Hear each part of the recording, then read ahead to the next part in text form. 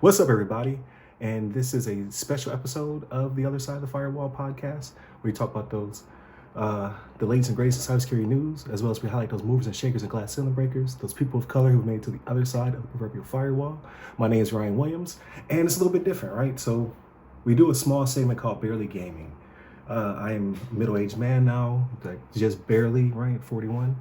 And retired from active duty. I've been doing a podcast for 4 years called The Other Side of the Firewall. Monday and Tuesday are topics, Wednesday discussions. Thursdays, I have a show or episode called Ask a CISSP, where I talk to people who are breaking into the industry or who have broken into the industry, and they're moving and shaking, and they're entrepreneurs and things of that nature. So definitely check all that stuff out. We have over 800 episodes.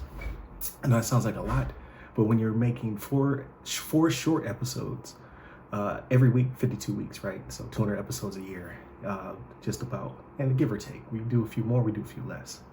But now we are on Repton Tech. We are obviously on YouTube, where you're probably seeing this, or your audio podcast of choice. We're also on 99.1 FM in the Atlanta metro area. So we're pretty much syndicated, I guess you would say.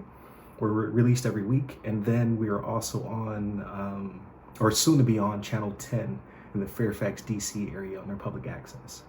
So doing really well. Love the podcast. My co-hosts, Shannon Tynes, Chris Abacon, and Daniel Acevedo. So enough of that. Who am I? So again, retired military. I'm in the private sector now, public sector, where I do cybersecurity consulting. So I'm a CISO, so that's a Chief Information Security Officer, an assessor of RMF, so risk management frameworks, and I do policy and governance, risk, and compliance on the GRC space. So just wanted to bring some focus to the channel, as well as celebrate my passion for PlayStation. You see the hoodie, Amazon, it was like $30, great deal. And it actually works out here in Florida, and it's in the 50s. But I wanted to make a quick video to kind of explain the console I was lucky to get, right? So I got the PlayStation 5 Pro 30th anniversary limited edition bundle. That's a mouthful, right? It cost $9.99 retail. I got it from PlayStation Direct. So I logged in an hour before they went live. I was in the virtual queue. I was like, I'm not gonna get one, so I'm just gonna get the PS5 Pro, because I wanted the Pro anyway. I have the original PS5, and it's starting to show its age, right? It can't keep up with one of my favorite games, Final Fantasy VII Rebirth. It doesn't look so great. So I said, okay, I want a Pro. I want to do something different. Let me explain, not just the fanboy PlayStation, right? So if Xbox was dropping a new console, I would have my Xbox hoodie on. But they decided to stay out of the mid-generation upgrade race. I say to say I have all the systems, right? I have a Nintendo Switch downstairs, which you'll see in the video. I'm playing Tears of the Kingdom on that. Still, it's a long game. I only have so many hundreds of hours in my day. I have a PC, which I'm currently sitting in front of. It has a Ryzen 7 7800X 3D CPU, and it has a 4070 Super GPU. So it plays games very well. I just finished Space Marine 2. I played it on quality mode. I was, 4K graphics, and I was still getting upwards of 100, like low 100 frames per second on the low end. I was getting roughly 80 frames, so still in a pretty good window. So I play on that guy, and then of course I have an Xbox Series X downstairs. So I play on that. Game Pass has allowed me to play my PC games, my Xbox games upstairs as well. So playing Call of Duty on both systems, multiplayer upstairs, single player downstairs, just because I don't know, it feels more comfortable that way to me. And then both my sons have Series S's in their room, and now Junior will get my original PS5. So hand-me-downs, right? So I say all to say, I play a lot of games. On the Xbox, I'm currently playing, like I said, Call of Duty. And believe it or not, Dead Space, the remake. So I didn't play the remake. I played the original, loved it, and playing the remake right now on the PC via Game Pass. Amazing. Looks exquisite. Put on the headphones. Got these cloud, what is it, HyperX Cloud headset. Like, I highly recommend. Like, I don't do a lot of product hustling, right? Like, I paid for these myself. I got them on sale for like $90, I want to say, and after 3 hours charge, which is a long time, you get 300 hours of battery. So I bought these last month and it's still at 60%, and I use these all the time for work, so it's amazing. So done hyping up other people's products, right? So I wanted to say, I got the console last night, super late. I filmed the unboxing with Junior, and now I want to kind of talk about the experience, right? It is a PS5 Pro in a different skin. It looks exquisite. It gives you that throwback to the original PlayStation, which I played Final Fantasy VII on. Fell in love with that. That's why I'm playing Rebirth now. It's my first major RPG, and then Resident Evil. So Resident Evil 1 and 2 was 2 on the original PlayStation. I know I played one director's cut. I just fell in love with it, right? Like that was my game. Tenchu Stealth Assassins, another series I really love, or loved, right? They need to bring that back. I'm hoping that the next Assassin's Creed does that for me, and that he plays Yasuke. So I know it's controversial for some people. Hey, I'm cool with it. But I decided to make the video, like, one, because I have a limited edition, right? So there's only 12,300 of these in the world. The world, Craig. Some people get that reference, some people won't, right, for Friday. I have number 11,483 is my number, and I'm super stoked. I'm gonna keep it forever. I'm gonna put it back in this box. The box is dope as well. You'll see all of the stuff as I unbox it. And yeah, I'm really happy with my purchase. I was gonna do the Pro regardless, so I'm it's not for everybody, right? So I'm that guy who wants to have the best graphics on my television downstairs. It is the Samsung S90C, the 77-inch QD OLED, exquisite television, and it makes games look great, right? It has VRR, all that good stuff baked into it. And yeah, I wanted a console that could perform well on it, so that's why all right, so just showing you my setup. So I have an S90C 77-inch Samsung QD OLED as the main, right? Some little Apple home pods. They actually have quite a powerful punch. So I'm kind of a minimalist, right? And I got my switch down there, you see it? Astrobot controller, Xbox controllers, old PlayStation, never mind, no plants. And then the Xbox, I don't like having things on display, really. This is only gonna be here for you guys, and then I'll probably put it on its stand and then put it where it belongs.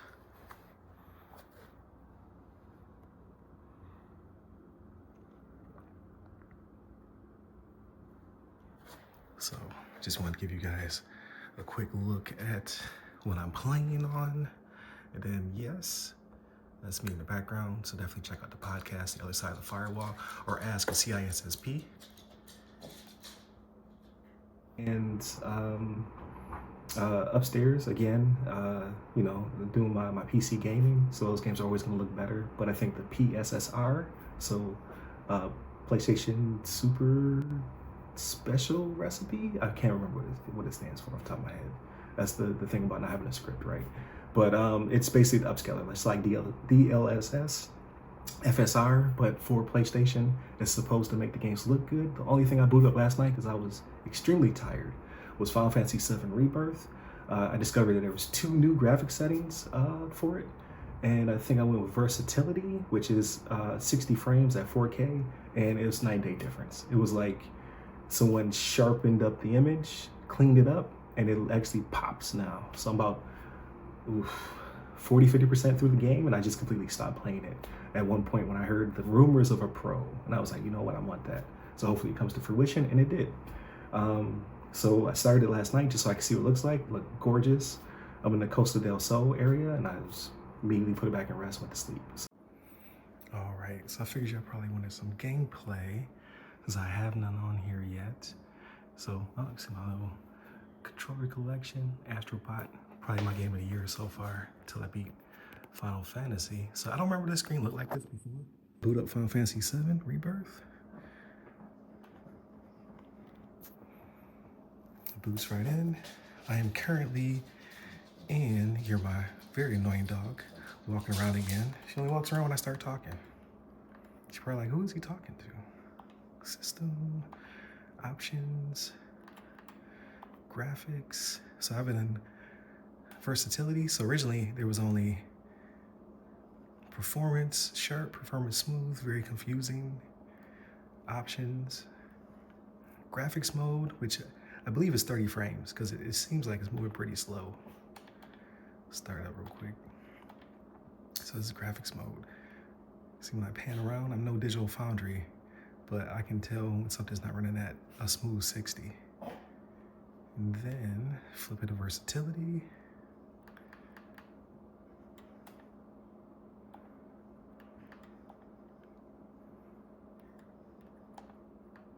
So versatility, it says prioritizes 60 frames, 4K resolution.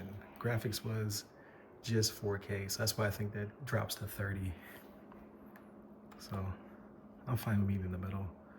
I think this would be more like balanced or performance, not ultra performance on PC. As you see, much smoother right there. And now everything pretty much pops. So before, everything was kind of muddy, not as sharp, especially in an area like this that's not all desert and sand right outside of Midgar, right? But you have all the water in the background, the huts, and the colors. I'm very happy with my purchase. And a lot of people probably like, oh, you're just saying that because you spent so much money. Like, no, if I got in the Pro, I'd be just as happy. But obviously, you know, the icing on the cake is having the limited edition. So there it is. If you want to see more gameplay, let me know and I'll film some stuff. It's not really my forte. I'm a cybersecurity guy. I talk about governance, compliance, and risk. Or I should say governance, risk, and compliance, GRC. You know, all that cool stuff. But I'm a gamer at heart. I just don't make gaming content.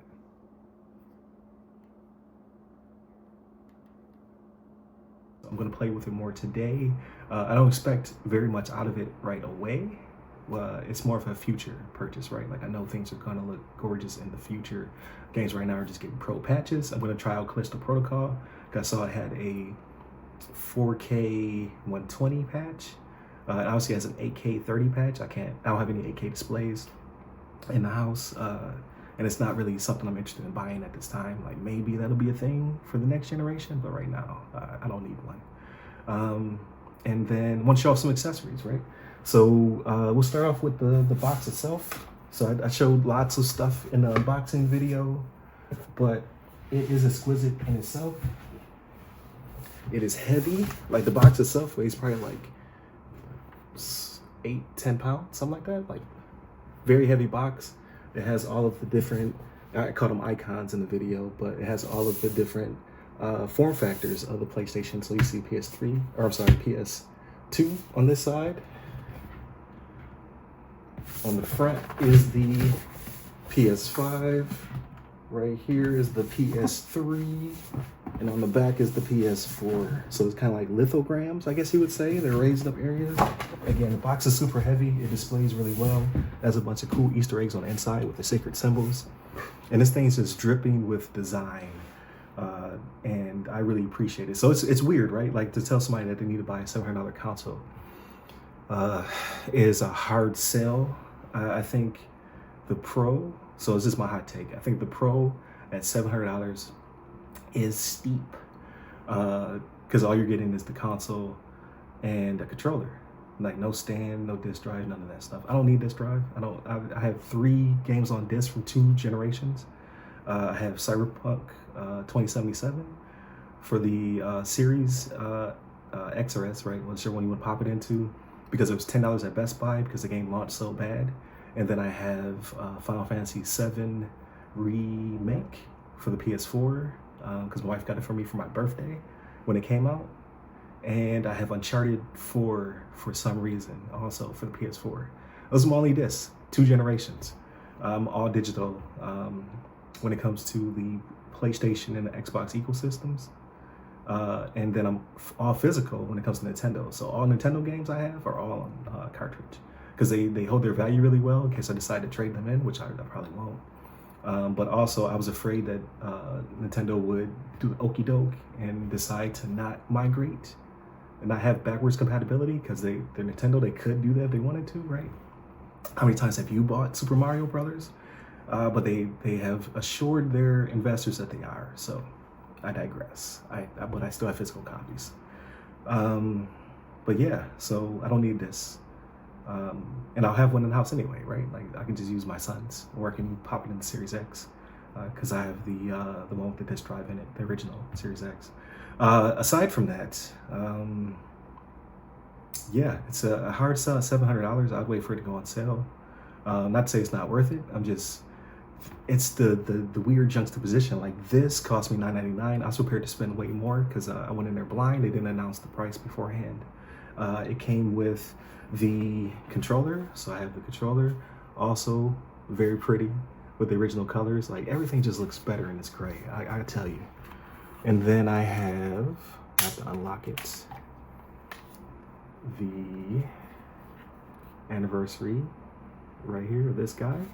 So the DualSense Edge with the paddles, the paddles in the front. You can stick the paddles on the back. It comes with a hard case.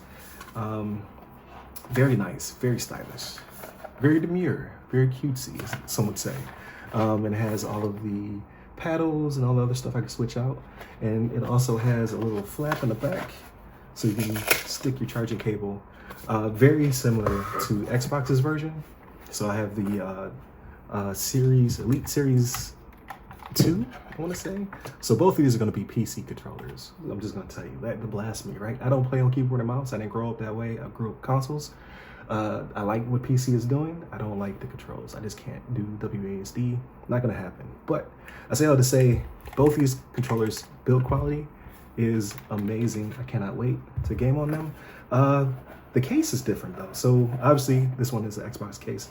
This one is like soft and still ruggedized, so to say. That's the word, right? Ruggedized. I was in the military.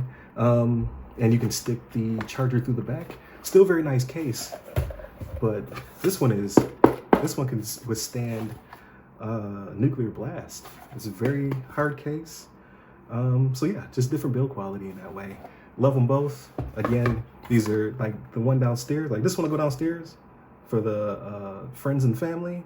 This one is mine. This one will stay upstairs. It'll be plugged into my PC. So that's that. Yeah, it also came with the cradle to charge the controllers. And it came with a stand. So I know it's a big point of contention for people. They're charging $30 for, it is a piece of metal. So it's metal with a plastic center to hold the console. I will be using it. You'll see in the video, it's currently sitting on its side on feet. I'm just doing that for display purposes right now, and then I'm gonna put it on the stand and put it to the side. I'm very minimalist. I don't like a lot of stuff like stacked and sitting around, right? It's just part of my personality, so I'm gonna change that. But again, I wanted to do this video because I know a lot of people are lukewarm on the system. I think it's worth the purchase. However, with the current PS5, I want to say the Slim just went on sale. I would go that direction unless you want the best of the best graphics, right? For your system, you have the TV that supports it. Then I would go with the Pro. And obviously, I think the best deal of all was the bundle for $9.99, getting all of that stuff and just all of the nostalgia it's dripping with, like very designer, very nice. Definitely worth it. I just was blessed. I just lucked out. It took me about 1.5 years to get a PS5 because I was, at the time, active duty and I was stationed in Turkey. And I was using VPNs. I would have to stay up till really late at night to catch the releases in the States. It just was not working out for me until they became more abundant.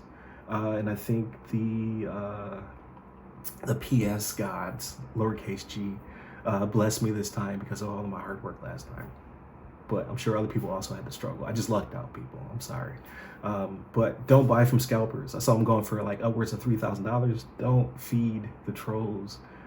Like, let them just rot with their consoles.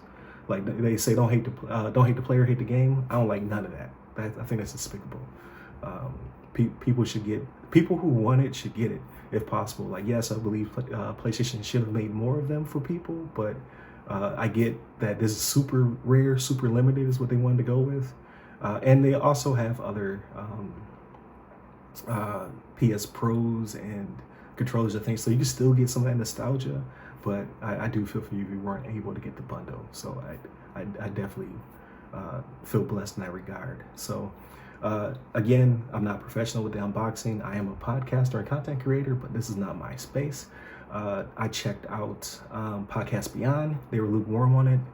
I checked out Sacred Symbols. They were a little bit more hyped about it. Who else? I checked out Next Gen Console Watch. Again, lukewarm. You had C Kid. He did a really good job with his review. You had your average consumer. He did really good with his review. Hip Hop Gamer, he was hyped. Hip Hop Gamer is always hyped. I love that guy. I grew up watching him over the years. And then also Gamer Tag Radio. So I've been watching them for almost 15, 16 years or something like that. So, you know, you had Godfrey and Paris Lily. Paris Lily did a good job with his review as well. So shout out to you too, Pete Rock. You weren't in the review though that I listened to. So there's a few people who are, you know, happy about it. There's some who are just like meh about it. Again, I'm hyped about it. So it's dripping with nostalgia is what I would say. So definitely check out the video. Come back to the website, please, to check out all the cybersecurity stuff. Like I said, that's my bread and butter. So we do a episode almost every day. So Monday, Tuesday are topics, Wednesday discussion, Thursdays are my interviews called Ask a CISSP. CISSP stands for Certified Information System Security Professional. So certification through ISC2 that I hold, and I talk to people. Some, like most of them do have it, some of them don't, but they're just pioneers in their field, right? And Fridays are everything else. That's when we talk about movies, books, games, all that good stuff. So that'll probably be squeezed. This will probably be squeezed into that episode in some form or fashion. And yeah, just continue to support the channel if possible. Please stick around. Security tip. So when it comes to your PlayStation, right? So you have this brand new PlayStation, or you currently have one. I have to always give some kind of security advice. If possible, use the passkey. So multi-factor authentication, MFA, or two-factor authentication should be turned on to any device that you can turn it on to. Yes, it's a hassle, but it will protect you and your accounts. And I know Sony is now going with the passkey solution, which is a little bit more secure. So if you can do that. Then obviously don't share your PII when you're playing online, right? PII being personal identifiable information. So you don't want to share your real name, address, things of that nature with strangers. That's just, you should know that going into it, right? Everybody's not your friend. But just stay safe out there, right? Definitely make sure you know who your kids are playing with and monitor what they are talking about, because there's some weirdos online. And then make sure you lock down your accounts. So if possible, cut on the passkey situation. And the PlayStation app is pretty cool. So definitely use that when at all possible. So if you like this content, please come back. Please hit me up with your comments, good, bad, or indifferent, because I need your feedback, and engagement is what boosts the channel. So stick around, check out our other 800 episodes. You can hit me up at all of the websites that go by our name: The Other Side of the Firewall, The Other Side of the FW, or Ask a CISSP. My personal company, right, my LLC is ramcyber.io. So you can go there as well if you need some consulting or help. And then you can hit me up personally. I'm at RY Security Guy. That's RY Security Guy. You can find me pretty much on all the platforms, but I'm most active on LinkedIn. So that's my bread and butter, and I will definitely respond to you very quickly. Stay safe, stay secure.